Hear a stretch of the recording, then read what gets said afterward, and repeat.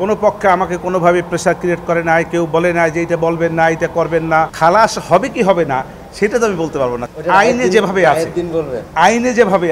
আইনে যেভাবে আছে সেই আইনিভাবে আমি যা সুবিধা পাওয়া সেটা পেয়েছি। এই পর্যন্ত ট্রাইব্যুনালে কোনো পক্ষ, আমি আমার কথা বলতে পারি, কোনো পক্ষে আমাকে কোনোভাবে প্রেশার ক্রিয়েট করে নাই, কেউ বলে না যে এটা বলবেন না, এটা করবেন না, এইভাবে কখনোই কেউ কিছু করে নাই। অতএব এই কোর্ট ক্যাঙ্গারু কিনা বা ক্যাঙ্গারু না, এই প্রশ্ন আমি উত্তর দেব না।